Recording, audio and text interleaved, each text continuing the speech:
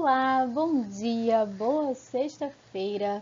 Estamos aqui para dar início a mais uma aula de filosofia. Na verdade, a nossa penúltima aula de filosofia, né? E afinal de contas, o ano está acabando, estamos em dezembro, último mês do ano. E você, quais são as suas expectativas para 2021, né? Porque se a gente parar para pensar filosoficamente, mês que vem já é 2021. E você, tá cheio de expectativas para esse novo ano? Acha que vai ser melhor que 2020? Vai ser a mesma coisa? Quais são os seus sonhos e projetos para 2021? Bem, acredito que quando um ano está acabando e o outro está iniciando, sempre nós temos muitos planos, né? A gente coloca na cabeça muitas coisas que o ano será um ano novo, um ano diferente, um ano melhor. E é com essas expectativas, né, de um novo ano e com ele tudo novo, que a gente utiliza, né, essa fé nesse novo ano para dar um gás, né, digamos assim, é o combustível para nos animar para essa chegada do ano novo. E eu acredito que essa 2021 seja um ano de muita expectativa, porque 2020 foi um ano muito complicado para todo mundo, né? Para todo o mundo, literalmente. Então, vamos lá, né? Com muita fé em Deus para que tudo dê certo e que 2021 venha trazer, né, novos ares, trazer novos sonhos, novas esperanças e que de fato ele concretize os nossos sonhos de um mundo melhor. Então, com essa expectativa de um novo ano, de tudo renovado, de tudo melhor, vamos dar início à nossa aula de hoje? Então, vem comigo. Então, vamos lá, né, gente? Na última aula de filosofia, na semana passada, eu pedi que vocês fizessem uma leitura ativa do capítulo, né, do capítulo 6, que é o nosso último capítulo. E desse capítulo, né, dessa leitura ativa, como toda leitura ativa, a gente tem que fazer uma leitura crítica acerca do assunto. Em seguida, a gente cria algumas perguntinhas sobre esse assunto e respondendo essas perguntas para que a gente possa compreender melhor do que a gente está estudando, né? Então, eu acredito, apesar de ter recebido um retorno muito pequeno em relação à quantidade de alunos que tem nessa turma, os que eu recebi, né, eu acredito, né, que com certeza deu uma ajuda muito grande a vocês em se tratando de entender, né, de compreender o assunto. Por quê? Porque muitas vezes não é erro de vocês, nem é exclusividade, né, de vocês, mas geralmente acontece isso, né?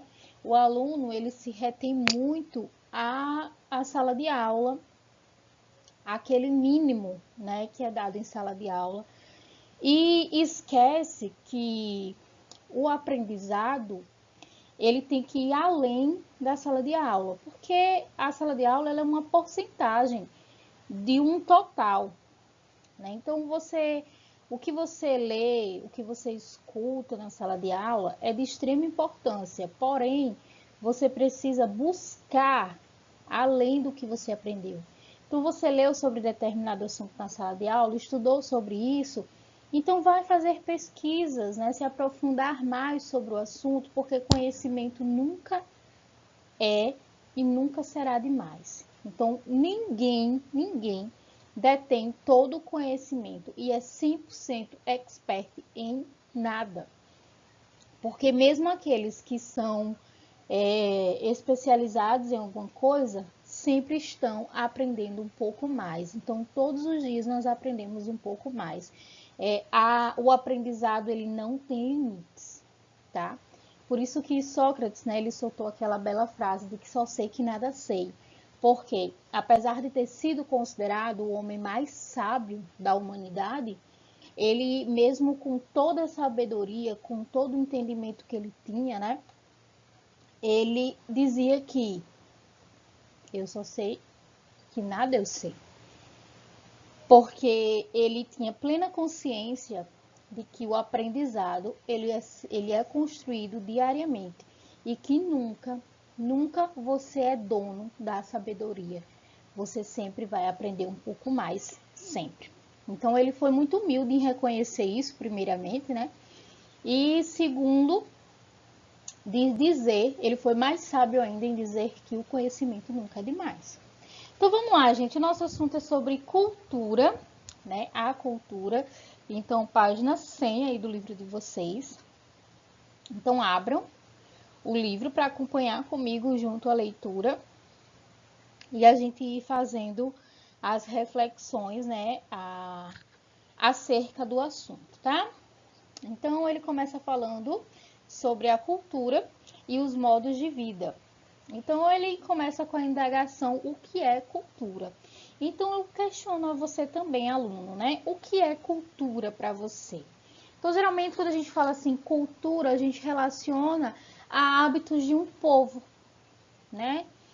A linguagem, o modo de vestir, o artesanato, enfim. Será que cultura, ela é apenas isso, né? Ela resume-se a apenas isso ou ela vai um pouco além? Então, vamos ver isso aqui, né? Então, essa palavra possui vários significados. Então, ele já começou dizendo que tem muitos significados. Então, esse que a gente tem no nosso pensamento não é o único. Por exemplo, na biologia, cultura faz referência à criação de determinados seres. No dia a dia, é bastante comum verificarmos frases que empregam a palavra cultura ou as suas variantes, culto e inculto, em seus mais diferenciados sentidos. Então, nós temos esse hábito no dia a dia de associar a algumas pessoas o termo culto e inculto. E o que seria isso, né? Digamos que nós conhecemos uma pessoa e ela é extremamente viajada, ela fala muito bem, ela utiliza termos da língua portuguesa diferentes do habitual, ela tem o dom da oratória, né? Ela se expressa muito bem. Então a gente fala assim, nossa, fulano é tão culto, né? A pessoa sempre se dá bem nas avaliações, é muito estudiosa, então a gente fala, nossa, fulano é muito culto. E a gente emprega este termo justamente para, no dia a dia, né? Eu tô falando, para classificar essas pessoas que a gente acha que são bastante estudadas. E aí temos dois exemplos aqui, né? Joaquim tem muita cultura, pois fala inglês, francês e italiano. As músicas de pagode, brega e funk fazem parte da cultura de massa. Nessas frases percebemos os diferentes modos de entender o termo cultura. Ele pode ser identificado como o domínio de conhecimentos, preparação intelectual, ou costumes e tradições de um povo. A cultura também pode se apresentar por meio de atividades artísticas como a música popular. Segundo o filósofo e teólogo italiano Battista Bondin, a cultura pode ser definida como uma enorme janela que, em conjunto com a linguagem e o trabalho, está disponível para ajudar o homem. De fato, o homem é um ser cultural. Então, o ser humano, né, ele desde que ele nasce, ele produz cultura.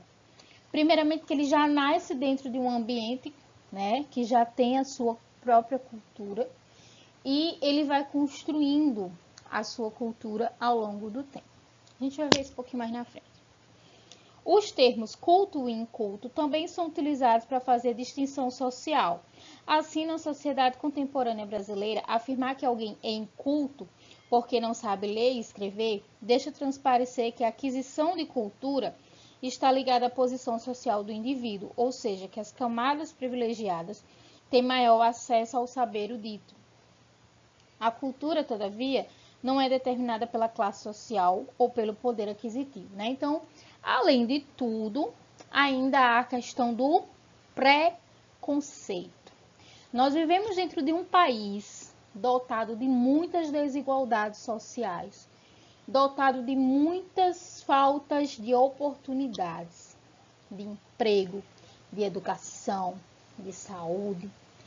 E uma bola de neve, né? A partir do momento que a pessoa não tem acesso à educação, ela também não tem acesso fácil às vias de emprego, e aí vai criando diversas correntes negativas. E o que é que acontece? Muitas vezes as pessoas tendem a deixar de estudar por necessidade. E que necessidade é essa? De manter financeiramente o seu lar, né? Por justamente pelas questões das desigualdades que ocorrem em nosso país. Então, que geralmente ocorre muito no meio rural, mas no meio urbano é bem comum também, mais do que a gente acredita que seja. Então, tá lá, a família passando necessidade e de repente surge uma oportunidade de emprego. Então, o que é que acontece? As famílias, elas optam pelo emprego porque a curto prazo vai saciar as necessidades básicas, né, com o salário, então vai poder comprar alimentação, enfim. E a educação, né, que é a longo prazo, vai resolver as suas necessidades na questão de que você vai conseguir um emprego melhor dentro da sua área, enfim, mas é a longo prazo, né? Daqui que você chegue lá, você vai precisar estudar muito. Então, não vai atender suas necessidades do hoje. E aí as pessoas fazem essa escolha, né? Abandonam a escola para trabalhar. E aí, depois de muito tempo, aí decidem voltar, né? Para dar meio que recuperar o tempo perdido. E aí, o que acontece? A nossa sociedade, nós vivemos dentro dessa realidade, né? Desse país. Porém, nem todo mundo compreende essa situação, não. E acaba julgando aqueles que não tiveram tanto acesso. Porque é muito fácil você dizer, eu só estudo e eu vou garantir o meu futuro, sendo que, graças a Deus, você tem uma família que lhe sustenta, que lhe dá comida, que lhe dá acesso a uma escola boa, que lhe dá vestuário, lazer, né? Medicação, quando você precisa, é muito bom. Você, quando está neste conforto, falar de quem não tem esse acesso. De pessoas que tiveram que escolher, né? De fazer escolhas. Então, é muito fácil estar numa posição confortável, criticando quem não está. E aí as pessoas ficam julgando que aquela pessoa é inculta, que ela não tem nenhum tipo de cultura, que é isso, que é aquilo. Então, a gente tem que ter um pouco cuidado com os julgamentos, tá? Então, a gente pode, né, definir a cultura como toda produção elaborada pela humanidade, independentemente do seu poder aquisitivo. A perspectiva filosófica moderna relaciona a cultura aos bens materiais e espirituais. Diante dessa perspectiva, a cultura seria toda produção humana compartilhada. E o que seria essa produção humana compartilhada? Pensamentos, símbolos, crenças, valores. Sem a cultura e a liberdade relativa que ela pressupõe, a sociedade, por mais perfeita que seja, não passa de uma selva. É por isso que toda criação autêntica é um dom para o futuro.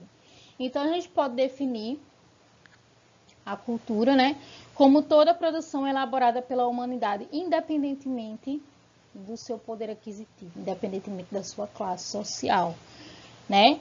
Então, a cultura é tudo que nós produzimos, seja ele pensamento, crenças, valores, símbolos, tá? Vamos lá. E aqui na página 102 tem uma história muito interessante sobre as meninas lobo, né? Então eu vou aqui ler rapidamente. Então, na Índia, onde os casos de meninos lobo foram relativamente numerosos, descobriram-se em 1920 duas crianças, Amala e Kamala, vivendo no meio de uma família de lobos. A primeira tinha 1 ano e meio e veio a morrer 1 ano mais tarde. Kamala, de 8 anos de idade, viveu até 1929. Não tinham nada de ser humano e seu comportamento era exatamente semelhante àquele de seus irmãos lobos. Elas caminhavam de 4 patas, apoiando-se sobre os joelhos e cotovelos para os pequenos trajetos e sobre as mãos e os pés para os trajetos longos e rápidos. Eram incapazes de permanecer de pé. Só se alimentavam de carne crua ou podre. Comiam e bebiam como os animais, lançando a cabeça para frente e lambendo os líquidos. Na instituição onde foram recolhidas, passavam o dia acabrunhadas e prostradas em uma sombra. Eram ativas e ruidosas durante a noite, procurando fugir e uivando como lobos. Nunca choraram ou riram. Kamala viveu durante 8 anos na instituição que a acolheu, humanizando-se lentamente.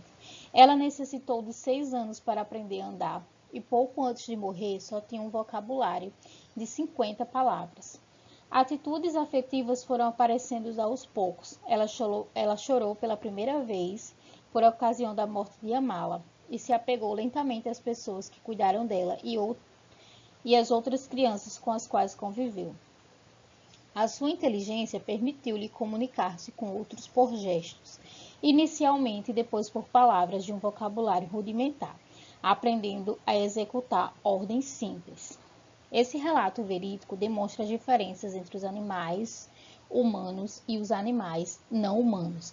As crianças Amala e Kamala pertenciam à espécie humana, mas não conseguiram desenvolver nenhuma das características humanizadas.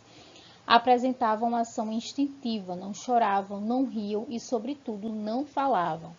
O processo de humanização só foi iniciado quando começaram a participar do convívio humano e foram introduzidas pela aprendizagem e linguagem de seus símbolos, confirmando-se assim a ideia de que o ser humano difere de outros animais desse planeta por uma série de capacidades, e uma delas é justamente a cultura. Portanto, é pela cultura que nos tornamos humanos de fato, e mais, todo ser humano tendo vivido ou que esteja vivendo em um grupo social possui cultura. Assim, não é admissível dizer que alguém não tem cultura. Sendo o homem compreendido como ser cultural, encontra-se subjacente a essa definição uma compreensão de cultura. Então, tendo em vista isso, cultura é toda a criação humana que busca dar sentido à existência. Mas a cultura, à medida que é criada, também ajuda a criar e ou recriar o próprio homem, como disse McLuhan. Os homens criam as ferramentas e as ferramentas criam os homens. Então, esse exemplo aqui das meninas lobo é bem interessante para a gente entender essa questão de cultura. Então, todo homem, né, todo ser humano, ele é um ser cultural, é um ser político. E o que isso quer dizer? Que ele necessita viver em comunidade, em sociedade. Pois nenhum ser humano consegue viver isolado 100%. Então, nós, seres humanos, aprendemos por imitação. Eu não sei se eu já conversei isso aqui com vocês, mas nós aprendemos por imitação. Então, quando um bebezinho ele nasce sem saber falar, sem saber andar, né? Ele depende 100% e integralmente de alguém que cuide dele. E aí, o que acontece? Com o passar dos meses, né, o ser humano vai amadurecendo e ele, observando as pessoas que estão ao seu redor, eles começam a tentar imitá-las. É por isso que as primeiras palavras do bebê, ou é papá ou é mamãe, né? Por quê? Porque ele escuta muito os pais falando, cadê a mamãe? Vem pra mamãe, cadê o bebê da mamãe, né?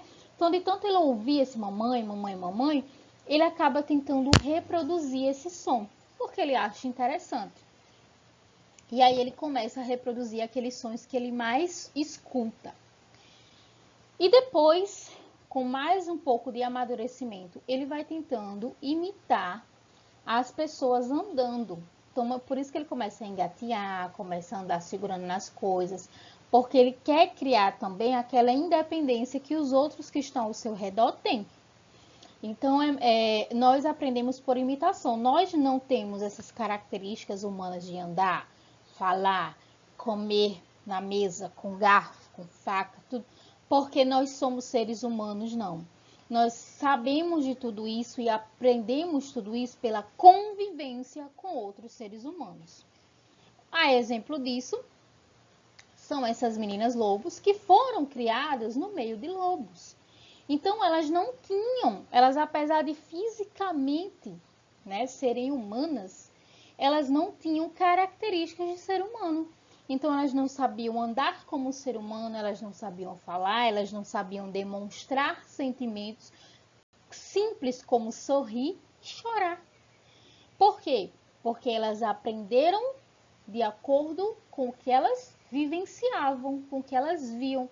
Elas não sabiam comer de talher, elas não sabiam beber água no copo, ou seja, elas tinham todas as características de um lobo, todas as características e comportamentos de um lobo. Por quê? Porque elas foram criadas como. Então, depois que elas foram descobertas e inseridas aos poucos dentro de uma sociedade humana, foi que elas passaram aos poucos a ter algumas características humanas, né? E incorporar algumas palavrinhas dentro do seu vocabulário. Então, para você ver que não é porque nós somos seres humanos que nós já nascemos com essa predisposição para falar, andar, comer, não. Nós somos assim porque nós somos criados dentro de uma cultura, dentro de uma sociedade, tá? E ele continua falando o seguinte, né, que desse modo depreende-se que cultura não é uma criação que começa e se encerra na produção material dos homens, pois é uma criação também nascida da subjetividade humana, portanto, em contínuo processo de mudança e adaptação. O problema é que o termo cultura não é rígido, ou seja, fechado em um sentido único, mas sim um termo flexível, um termo que pode ser associado à ideologia e à arte. Assim, cultura não é um termo de uma definição acabada, mas de definições possíveis, né? Então, não existe uma só definição para cultura. Ela é um termo bem flexível, que abre brechas para outras, né? Outros significados. E aí, cabe a você, né, identificar qual dos significados se encaixa melhor na sua vivência. Por isso, torna-se imprescindível que o termo cultura seja refletido pela filosofia por meio da interação com outras ciências, antropologia, sociologia, etimologia, ciência da religião, arte, história e assim sucessivamente, tá? A cultura se caracteriza como algo obtido pelo processo de aprendizagem e não adquirido de modo aleatório ou instintivo. Ela é repassada por meio da linguagem, de geração a geração, nos mais distintos povos.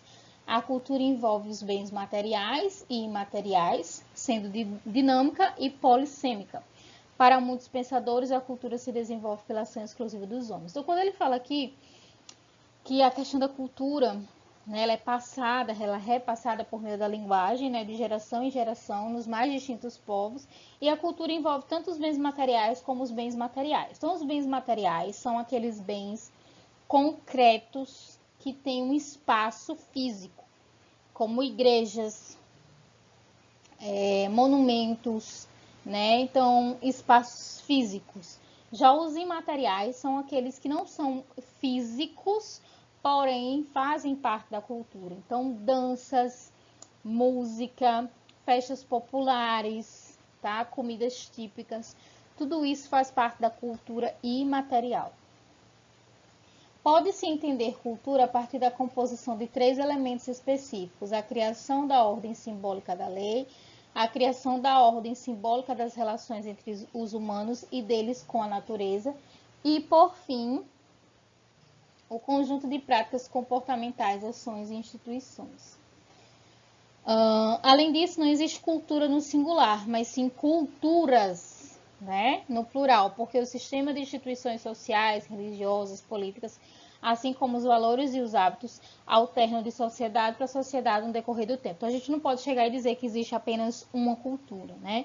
O mundo, ele é pluricultural, ou seja, existem inúmeras culturas, inúmeros povos, inúmeras sociedades. Então, não existe uma cultura, como ele falou aqui no singular, existem culturas.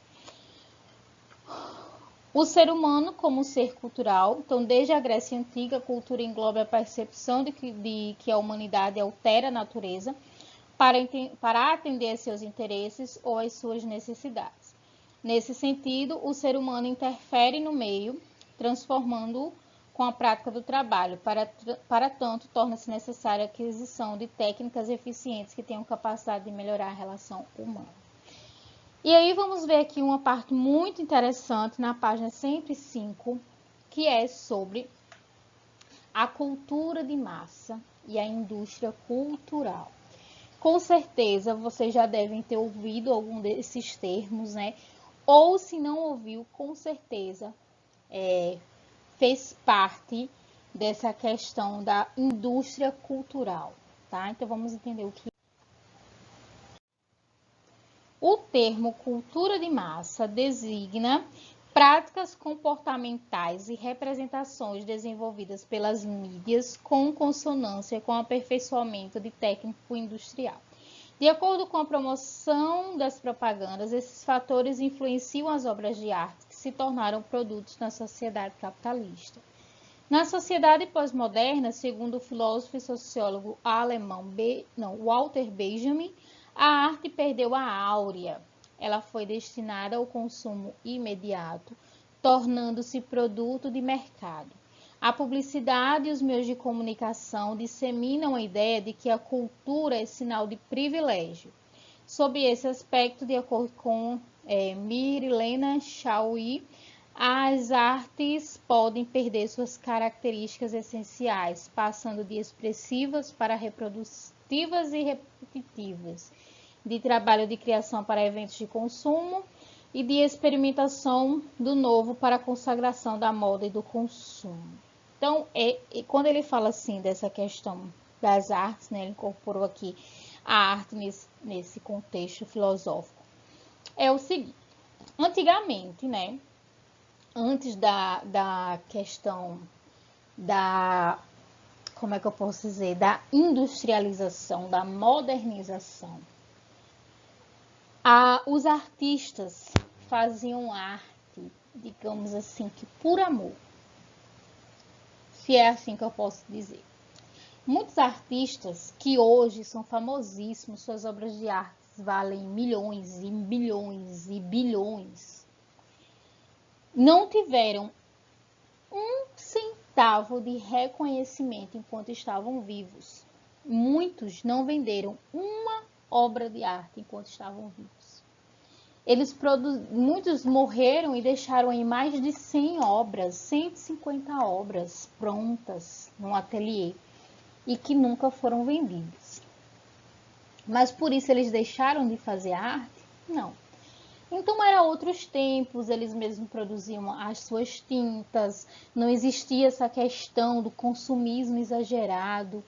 E hoje em dia, com essa questão de uma sociedade capitalista, o que acontece? Como aqui fala que Marilena, foi ela que falou? Deixa eu ver.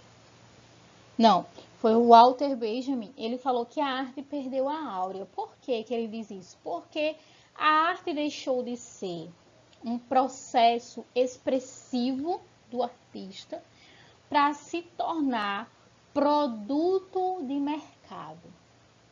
Então, as obras hoje são criadas para vender, para consumir, né? Tanto é que não há um cuidado, né, especial. Muitas obras são feitas em séries para vender muito, né, a preços populares. Então, assim, virou realmente um mercado, deixou de ser algo expressivo para se tornar um mercado, de fato. E aí ele continua falando que, criado pelos filósofos alemães Marx e Theodor, o termo indústria cultural faz referência ao condicionamento das artes aos interesses do capitalismo, transformando os bens culturais em meros produtos de mercado. Essa massificação banaliza as produções artísticas, vulgarizando assim a cultura. Isso implica a criação de uma indústria de lazer e entretenimento. A qualidade cultural não é mais a principal preocupação. A intenção primordial se fundamenta na venda no lucro. Podemos citar, por exemplo, o cinema, as músicas lançadas na internet e os shows. Segundo essa concepção, as artes foram criadas para ser contempladas e analisadas de acordo com a sua educação estética. Ao ser massificada, porém, ela é regida pelos valores de mercado. Isso resulta na formação de uma elite intelectual, ou seja, consumidores com elevado poder de compra, e uma cultura de massa, compradores de obras a preços acessíveis. A mídia cria também o espectador médio. Nos sites de compartilhamento de vídeos, por exemplo, antes de visualizarmos o vídeo clicado, somos obrigados, mesmo que por alguns segundos, a assistir a determinada propaganda. Então vamos lá, tem muitas coisas interessantes aqui, só nesse trechinho para a gente conversar, porém a aula já está bem longa, né? Vou tentar ser bem sucinta. Então essa questão da indústria cultural, que é que ele quis falar, né? Quando a gente fala em artes, a gente não fala só apenas de pinturas, né? A gente fala de música, de cinema, de teatro. E aí, o que acontece? Como eu falei, antes dessa questão capitalista, né? Dessa sociedade extremamente modernizada, as pessoas, elas buscavam, como é que eu posso dizer? Dar um valor melhor à questão cultural, ou seja, criar algo de fato pensado, né, com muitos valores inclusos. Hoje, como a intenção, né, é tornar a arte uma indústria cultural, onde só venda, o interesse é só o lucro, o que acontece? As coisas não são feitas com tanto capricho assim, elas são feitas para a população em geral, a massa, né? E aí, por exemplo, uma música, as músicas de antes tinham uma letra, contavam uma história, tinha todo um processo. Hoje as letras vai, e faz sucesso, né? Não tem um refrão, tipo o refrão, não tem uma letra, só tem um refrão, bate, pronto, faz um sucesso, vende como água, né? O artista começa a viajar, fazer inúmeros shows com uma música que não tem uma letra. Por quê? Porque isso aí é o que chama atenção, isso aí é o que vende. Então, eles querem fazer aquilo que vende e não aquilo que de fato deveria ser feito. Então, como diz aqui, eles massificaram a arte, né? E aí ele falou que com isso formou-se duas elites, a elite intelectual e a cultura de massa. A elite intelectual são aquelas pessoas que têm um alto poder de compra, que são pouquíssimas, e a cultura de massa, que são as pessoas que compram produtos a preços mais acessíveis. E é a esse público, que é a grande maioria, que as pessoas, que a indústria cultural, ela investe, tá?